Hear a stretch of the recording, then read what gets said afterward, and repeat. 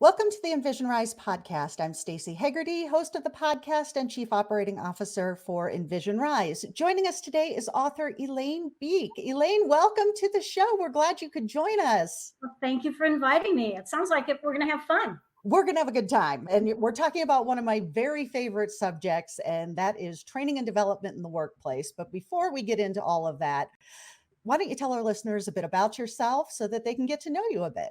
Okay. I have a very unusual background. I lived on a dairy farm in Wisconsin for 40 years, the first 40 years of my life. Just before that, I decided to go back to school to finish my degree as an adult. And I went back to school to major in actuarial science because I was really good at math. And I needed a job, so I got this job as a trainer, and I completely switched because I loved training. It was just a natural. It was a job made in heaven. And so what happened is, at one point after being there for a couple of years, my boss was retiring to a different job. He wasn't retiring. And so I applied for his job, and I didn't get it because we were federally funded and he had a PhD and I didn't even have my bachelor's yet. So they said, well, we'll lose all our federal funding. We can't do that. So they said, but if you stick around for a year, train your new boss, train the two new trainers we have coming in, train the new assistant that we have coming in, we'll give you some time as a training consultant afterwards. We'll put you on. And I said, oh, what a way to start my own business. So I did. So that's it. So I've been training for years. Maybe some of the highlights of my training are some of the things I got to do. I wrote McDonald's very first process improvement training program back in the 80s. I wrote the same process improvement program for the Newport News Shipbuilding Company. They design all of the Navy's nuclear subs and their carriers. I wrote the first creativity program for Hershey Chocolate as they were starting to think about what they needed to do to market. And then probably the biggest one is I probably did one of the world's first virtual training sessions for NASA in 1985. And they were so excited about it, they, quote, beamed me up to all the other NASA centers. So that's kind of my background. I've been in business now for many years. I'm a consultant, trainer, help organizations design training and development for their people. So that's what I do. You have such a fascinating career path. I would guess you're probably the rare actuary who transitioned into training and being very people facing that way. That's actuaries are brilliant people, but they're not known for being able to do what you do. I don't know. You know what? I've never met an actual actuary in my life. What happened when I was in high school, I was winning all these math awards. And, you meet with your guidance counselor, right? And the guidance counselor said, well, what are you going to do? And I said, oh, I'm going to be a beautician. And he said, no way with your math. And he said, you're going to go to college. And I said, well, what do I major in? He said, math, of course. And I said, I don't want to be a math teacher, right? I mean, that's the only thing that came to mind. So I remember him swirling around in this old wooden chair at his desk. And he reached in the back and he pulled off this turquoise colored book. And the book was Careers in Math. And I opened it up and they were in alphabetical order. And the first one was actuarial science. So I said, actuarial science. And you know what? I read, it was a one-page description, two things. They made a lot of money. That's one thing. Second thing, and I was living on a little dairy farm in Wisconsin at the time. And the second thing is, I didn't know what it was. And if I didn't know what it was, nobody else would. So it'd be a great conversation starter. And look what it did. Crazy. Well, something that you didn't mention is that you are a very prolific author. You are working on your 89th book. I am. And that is unheard of in almost any genre. So how did you begin writing? And what made you decide to go down that path to write dozens of books? Good question. And I love to talk about my writing. The first book that I ever wrote, I got into training. So therefore I started presenting at conferences about training topics. And at one of the conferences, I was presenting about TQM, process improvement. And the guy came up out of the audience afterwards, and he was from McGraw-Hill, and he said, could you write that in a book? And I said, sure, why not? What the heck? And so I did. That was my first book. That was in the 1990s. So I didn't start out to be an author, although I can remember being in third grade, sitting on my bed and saying, I just want to write and live on an island. Haven't gotten the island yet, but I've gotten to write. But I really saw myself writing fiction.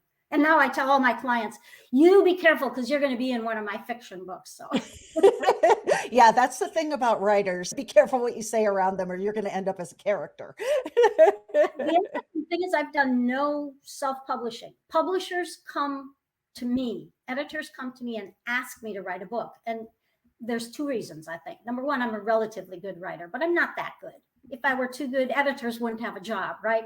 But Right. the second thing is I've never missed a deadline in all, not a tiny deadline, not a big deadline. I've never missed a deadline. And the statistic that I've read is 98% of all authors miss big deadlines. Like they don't have the book ready to go to be published or to be edited. I've written for 14 different publishing houses. And one of my editors shared with me the name of somebody that you would know if I mentioned his name, who is 2 years behind in getting his book to them. Now, just think about what happens to that is it backs up the printing company. The printing company has laid out time. They've purchased paper, that's sitting there. The editors are without a job. I mean, they do shuffle things around and I understand, but wow, how inconsiderate, right? I love that you talked about, the way that that's kind of messing up other things. Our sister company is the Institute for Process Excellence. So we're all about process improvement and that when you make a change, miss a deadline, do something, it has a ripple effect through everything. So I'm really glad you brought that up. I'll cut my teeth on process improvement. And I'll tell you, if anybody's listening and you don't understand process improvement, get a hold of Stacy right now because it is the basis of every good thing that's happening up anywhere. It absolutely is, including the way that your culture impacts everything about your business. The process improvement is not just manufacturing, it's not just engineering, it's not just what the flow is like, it's everything. So thank you for that. I'm so thankful that I really started with Newport News Shipbuilding. They gave me an opportunity to do that. And I mean, I'm so thankful for that because I learned it as I was designing it. It was wonderful, great experience. I've had wonderful clients over the years. So, Oh, that's amazing. You've got lots of interests and you've written about lots of different things. What's your favorite topic to write about? I knew you were going to ask me that question, and I don't have a good answer for it. Okay. But I can tell you that the reason that I'm in business is I'm passionate about helping other people find their passion. So whatever that is, I can dig down into it. So what I'm passionate about then is being able to write something that is practical so that somebody else can use the book and read it. I am not a theoretical author at all. I mean, I lean on other people's theories, but I don't believe that that's what's most important. So if I can help someone, and also if I have the experience, if I don't have the experience, I'll turn the editor down as far as the book. I mean, because I don't want to do research. I read all my books in 2 weeks, by the way. So Oh my gosh. otherwise I couldn't be at this 89 level. So yeah. Well, don't tell my boss that as I'm writing things. He's going to start having an unrealistic expectation of what I can get done in 2 weeks. No. Short articles are harder to write than a long book. A long book you can just blather on forever, and that's what they want is pages, right? So. Yes, that's true. I'll remind him of that. There's a Mark Twain quote that you might want to use with him. Mark Twain wrote this very long letter to somebody in Washington, D.C., I believe. And the quote is, I would have written you a shorter letter, but I didn't have time. That's perfect. Now, your book, The Art and Science of Training, was featured in our most recent Rise Reads, which we recommend books for people that we think will help them in their day-to-day career experience. And the response that we received was absolutely incredible. It was so positive and frankly, a little bit overwhelming for us because it was such a big bombastic response from people who have read your book, people who have read some of your other books, who have attended trainings. Why don't you tell our listeners a bit about that book and we can really get into some of the highlights of it? Sure. That book, again, the ATD editor came to me and asked if I would write a book called The Art and Science of Training. And At first I thought I was really excited about it. And then I kept thinking about it. I got scared. I mean, what the heck is art and science about anyway? I explain that in the book, so I'm not going to go into it, but it really does take a look at what happens in our brain that helps us learn. But then the other side of it is, how do we as trainers or talent development professionals, how do we be creative to make sure that we make that connection to the person? Because we are absolutely all people. It's not just about the data and the information and the how to, but we've got to have that people connection, which, I mean, we can talk about AI also, because that's a whole new topic that's out there and scary in some ways, but very realistic and positive in other ways. So that's it. He came to me and asked me if I'd write it. So, after thinking about it for a while, I finally said yes. I'm not sure I've said no to any books. I don't know, Stacy. Coming up on 90 books almost, I think maybe you haven't said no. Always get to 100. So that's what it's basically about, is how are you creative as a trainer? So it's written for trainers or wannabe trainers, and helps them understand all of the things that are happening out there, and then really focusing in on what it is that they need to do to make sure that they're successful. Because the point isn't training. The point is learning. You want folks in your group to learn so that they can implement something else. I think that's probably the biggest and important thing. And it's woven through all of the chapters. I think there's 13 chapters in the book. I don't remember. And sometimes I even forget the names of some of the books I wrote, So I'll look them up myself. I'm sorry.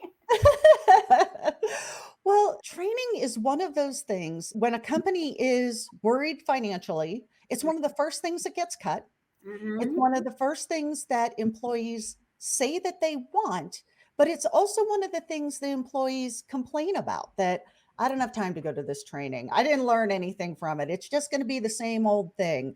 And, I think as we've evolved into virtual training, and we've evolved into asynchronous online learning, that has shaped the way people think about what the training experience is like.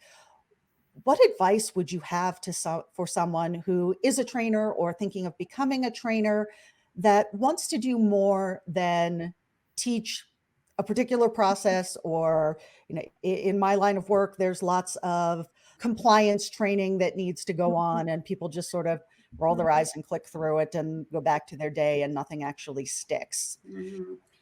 Well, I really think that you need to connect with the person that's learning, and you've got to make it fun. And by fun, I don't mean laughing all the way around, but at least finding some way that you're going to be connecting to that person. Why should they learn this? If you're just saying it's compliance training and we have to do it, well, yeah, the result that you're going to get is probably ho-hum, I'll just click through this.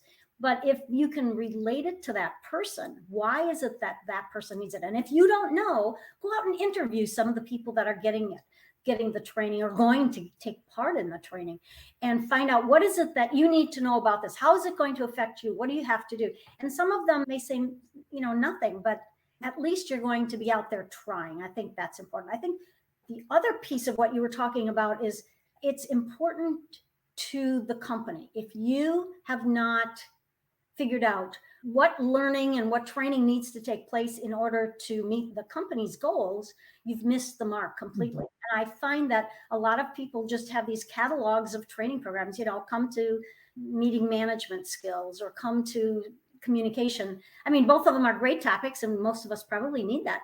But how's it connected to me, and how's it connected to the bottom line of the company? And I think if you can make that connection, that's helpful. There's an old quote out that's something about, maybe you think that it's bad to train your employees because it costs so much money. And besides that, once you train them, they'll go someplace else. Well, what if you do train them and they stay? I mean, think from that way. And again, I don't think that trainers have enough connection with the C-suite.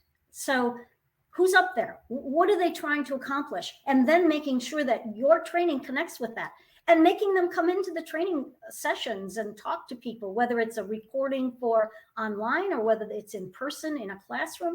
Let people ask you some questions for 10 minutes. I mean, all those things just make such a big difference. I get really excited when I go to a new company and I put all these ideas out there and they start going, oh, yeah, we can do that. That's exciting. Well, and I love what you say about the C-suite being involved. I think that is so critical to, really any initiative you're going to have at any organization. But when it comes to training, it's so important that it's obvious that this is something that's important to senior leadership and that this is not a simply okay, we checked the box, everybody took the sexual harassment training online and got their certificate, and that certificate will go in their HR file. And if we get sued, we can say that, well, they should have known better because look, they took the training, they should have known. Whereas when it's someone from senior leadership, and like you said, they don't need to spend all day in the training, even if it's 10 minutes of, we're glad you're here. We hope you stay engaged. And here is why. That makes such a big difference in people's mindsets and in how committed they are to really paying attention during the training. That's right.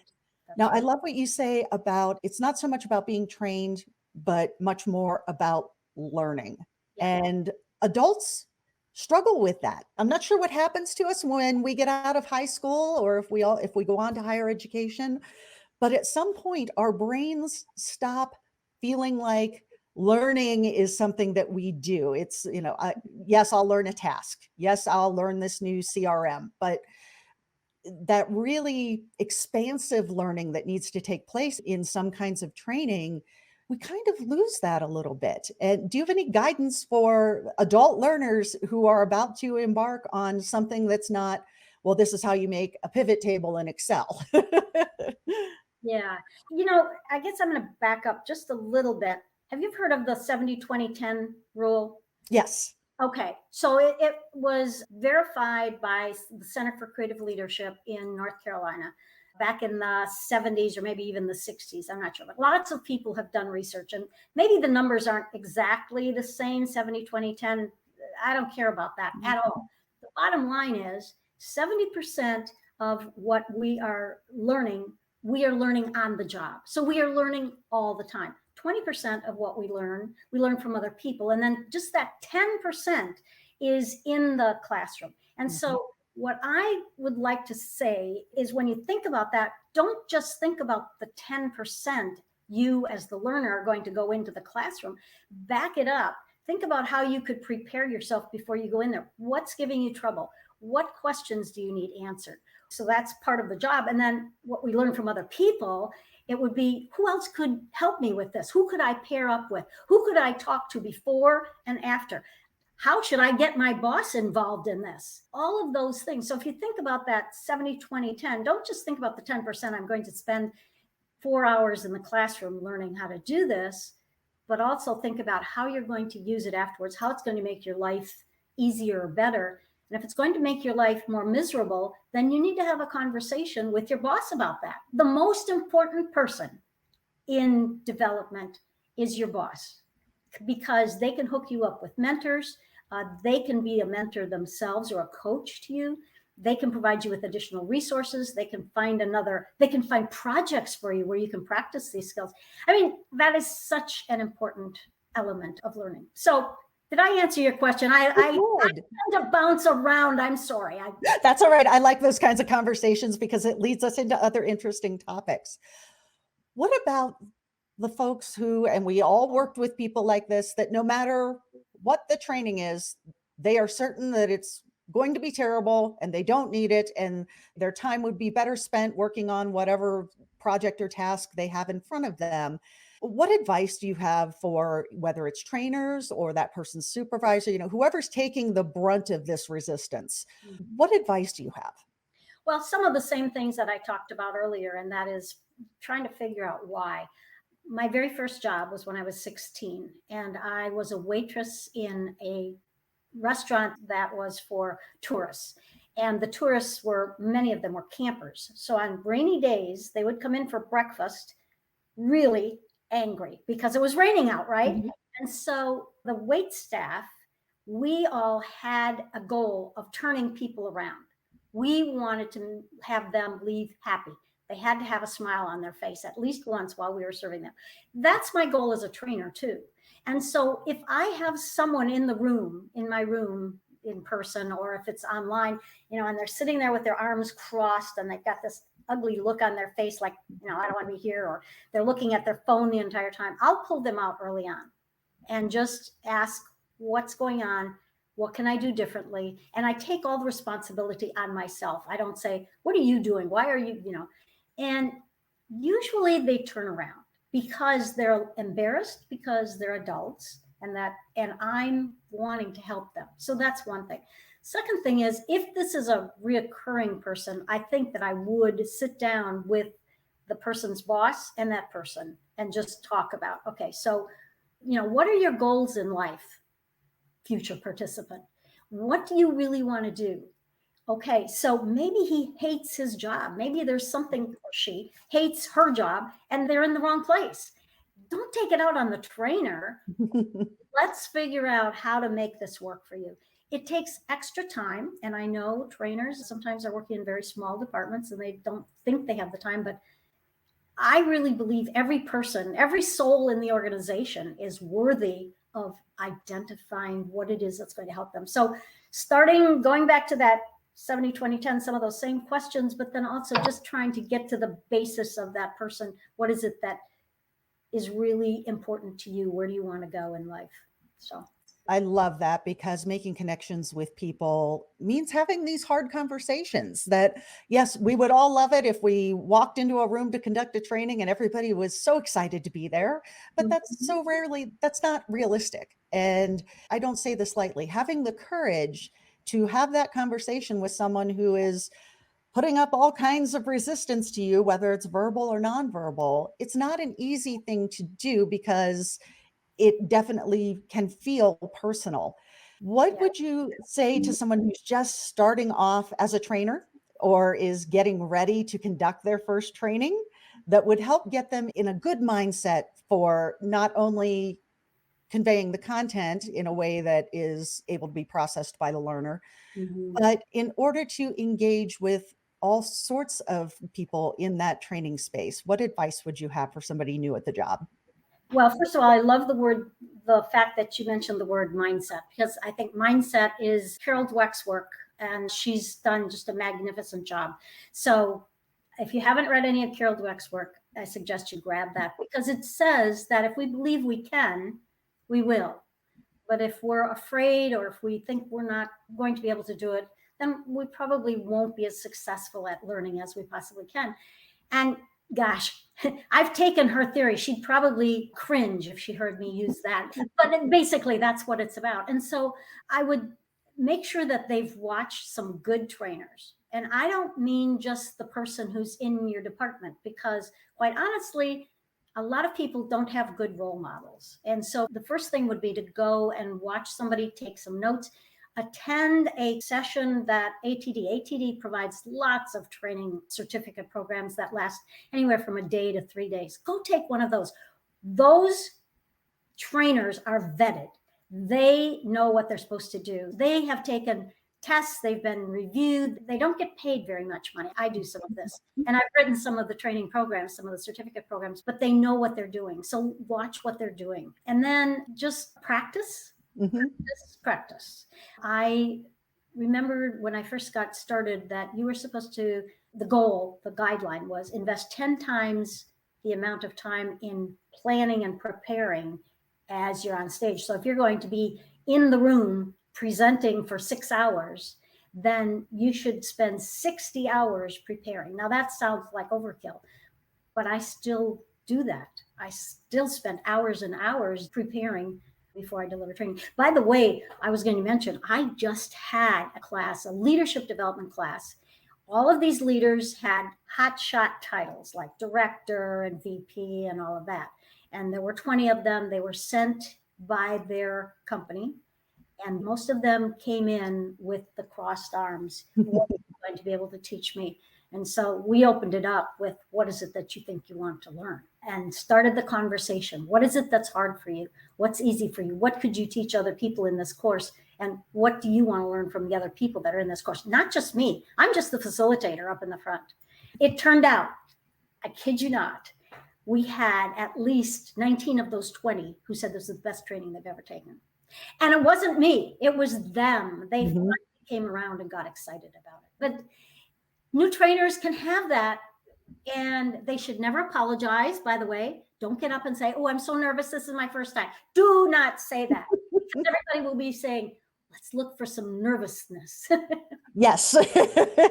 And chances are, once you get going, that nervousness is going to go away, especially if you've done the preparation like you've mentioned. That's right. And the other thing is, what's your thing that's going to help you get through it? Mine is a glass of water.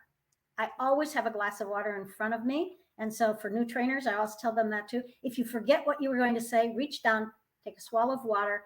Your brain will immediately click into gear, and everybody expects speakers and trainers to drink water, right? So, yeah. No one's going to realize that you're taking a brain break while you're doing this. Well, Elaine Biech, this has been a wonderful conversation. I'm sure our listeners have gotten a lot out of it. Where can people find you, connect with you, find your books, all those things? Probably the best way is to just connect with me through LinkedIn. I'm more than happy to answer questions. My books are all on Amazon, every single one of them. And when I first publish a book, I usually buy anywhere from 15 to 100 extra ones. By the way, there's this rumor out there that authors get free books. We don't. We do not get free books. But I usually buy 50 to 100. And then if I'm helping somebody to get into the field or whatever the book happens to be about, I'll send them a book and let them communicate with me about their passion and whatever. So that's probably the best thing. I appreciate your generosity in sharing your knowledge with us, and we'd love to have you come back, especially when the new book is ready to go and we can talk about the new book. All right. That sounds wonderful. Thank you so much for inviting me. This was so much fun, Stacy. I really enjoyed this. So. I enjoyed it as well. And for our listeners, if you'd like more information on Envision Rise, you can find us at envisionrise.com. Thank you so much for listening to today's episode. And so with your help, we can get this message to more people. Subscribe, rate, and review the show, and be a part of making a difference, because it starts with you.